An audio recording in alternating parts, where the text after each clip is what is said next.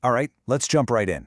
We're tackling a really critical question today. How can hospitals, our places of healing, do their job without accidentally harming the environment? We're going to look specifically at the playbook from Telangana, which has a pretty strict mandate to solve this exact problem. So let's start with this. It's a pretty startling question, isn't it? Hospitals are supposed to be sanctuaries. But what if the very act of healing was creating another kind of threat, a silent one? That's the core challenge we're really going to unpack. And here it is, the paradox. From infectious biowaste to all sorts of chemical runoff, the daily work of a hospital creates this constant stream of pollutants. And if that stuff isn't managed perfectly, it puts the very community the hospital is there to serve at risk. So how does Telangana handle this? Well, the whole system really boils down to two critical permits: CTE, which stands for Consent to Establish, and CTO, or Consent to Operate. You can think of them as the two legal keys every single healthcare facility needs to operate safely. The first key, CTE, is all about the blueprint. Before you can even lay a single brick for a new hospital, the government wants to see your plan. They need proof that you've designed pollution control right into the DNA of the building. It's all about preventing problems from day one.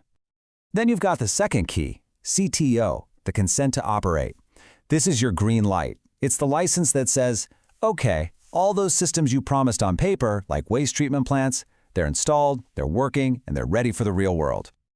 And what's great about this slide is how clearly it shows the journey. CTE is all about proactive prevention when you're still in the planning phase. CTO, on the other hand, is all about proven performance once you're actually up and running. You absolutely cannot have one without the other. Okay, now let's zoom in on what is probably the single biggest environmental headache for any hospital: managing its biomedical waste, or BMW. This is where the risks are the highest, and you better believe the rules are the strictest. The official rulebook for this is the Biomedical Waste Management Rules of 2016, and its #1 non-negotiable rule is simple. All waste must be separated right at the source. This isn't a friendly suggestion, it's the law, and it's there to stop contamination in its tracks. And this right here shows the system in action. This color code is basically the hospital's first line of defense. Yellow is for things like human tissue and soiled dressings. Red is for contaminated plastics. White is for sharps like needles, and blue for glassware. Getting this right is absolutely fundamental. But it goes way beyond just the bins. There's a serious paper trail you have to follow. Hospitals have to get official authorization from the state's pollution control board, they've got to submit detailed reports every year, and they need an ironclad emergency plan. They also have to keep really meticulous records. And get this, those records have to be kept on file for 5 full years.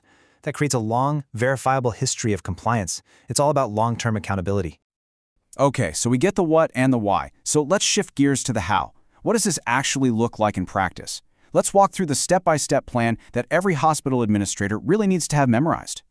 So, in phase 1, way before you break ground, it's all about the prep work. You need a super detailed report, you need solid designs for your water and air treatment systems, and you submit all of it through this central online portal. Proactive is the name of the game here. And once your doors are open, the job isn't done. Not even close. It becomes this continuous cycle of maintaining your equipment, constantly monitoring what's going out, tracking every single bag of waste with barcodes, and this is a big one, renewing that consent to operate on time. It's a never-ending commitment. Now, following a checklist sounds easy enough, but we all know reality is way more complicated. So let's talk about the real-world hurdles that hospitals run into and the lessons we can all learn from their experience. As you can see from this chart, the challenges are no joke. The biggest piece of the pie here is just the financial burden, a lot of which comes from those per-bed disposal fees. Then you've got the sheer complexity of making all this work in a fast-paced hospital.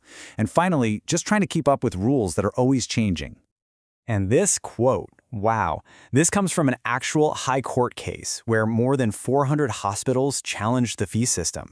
It just shows you the kind of real-world financial pressure and, the friction that can pop up between regulators and the folks on the ground.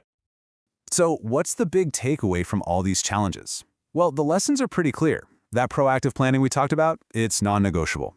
Having a dedicated team inside the hospital makes a huge difference. And often, when things go wrong, it comes down to a lack of staff training. And that barcode tracking, it's absolutely essential for accountability.